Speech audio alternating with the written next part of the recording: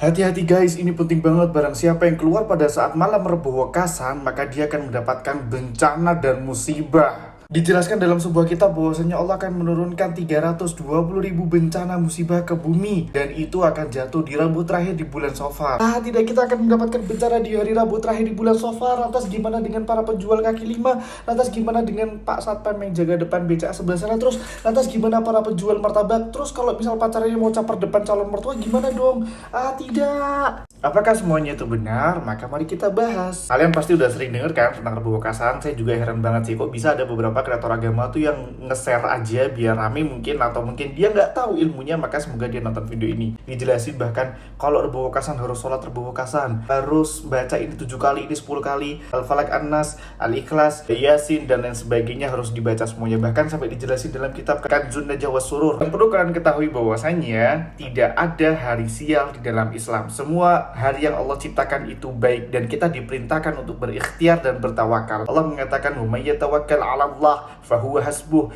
Barang siapa yang bertawakal sama Allah, maka cukuplah bagi dia. Dan Allah tidak pernah menjelaskan, bahkan tidak ada nas dalil sahih dan sharih yang menjelaskan bahwasanya adanya Rebo Wekasan itu hari sial. Allah menurunkan itu semuanya, itu tidak pernah didapatin oleh guru-guru kami. Sejarah Rebo Wekasan yang diajarkan oleh guru-guru kami adalah suatu hari di mana ada seorang soleh yang dia itu mendapatkan ilham dari Allah Subhanahu wa Ta'ala. Ilham itu bukan firman ataupun wahyu ataupun seperti sebagaimana Nabi kepada Allah kepada Rasulullah, bukan. Hanya saja firasatnya orang beriman, orang soleh itu benar adanya. Maka boleh untuk mengajarkan amalan yang tidak ada amalan khusus. Maksudnya bagaimana? Tidak boleh ada ritual ibadah khusus pada malam Rebo Wekasan, seperti sholat Rebo Wekasan khusus, gak boleh.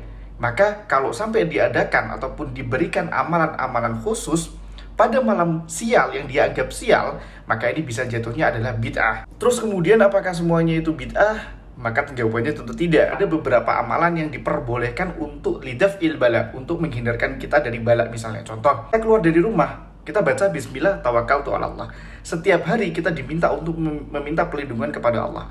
Maka dalam hal ini bentuk ikhtirazan wa ikhtiyatan, bentuk kehati-hatian kita, maka boleh teman-teman sholat dengan hujah sholat sunnah mutlak. Misalnya sholat sunnah hajat misalnya, untuk daf'il bala, untuk menghindari bala. Maka ini boleh-boleh saja. Namun kalau sampai ada ibadah ritual khusus, sholat Rebo Wekasan, bikin ini, bikin itu, nggak boleh keluar, maka ini bisa jatuhnya adalah bid'ah. Dan bahkan kalau kita percaya, sama saja kita meragukan Allah. Dan kalau sudah meragukan Allah, jatuhnya syirik akbar. Adapun dalam kitab Kanzun Najah was Surur, para ulama membantah, ulama Ahlus Sunnah wal Jamaah dalam bab itu membantah bahwasanya tidak ada dalil nas, tidak bisa ini dijadikan hujah bahwasanya ini adalah sesuatu yang harus kita amalkan dengan amalan ataupun ritual yang diajarkan harus baca ini, baca itu, tidak ada. Karena Nabi SAW juga tidak pernah meriwayatkan hal tersebut dari sahabat, tabi'in juga tidak ada. Maka untuk urusan ini, untuk bab ini ditolak dan tidak bisa dijadikan hujah untuk kita takut, untuk kita melakukan ritual khusus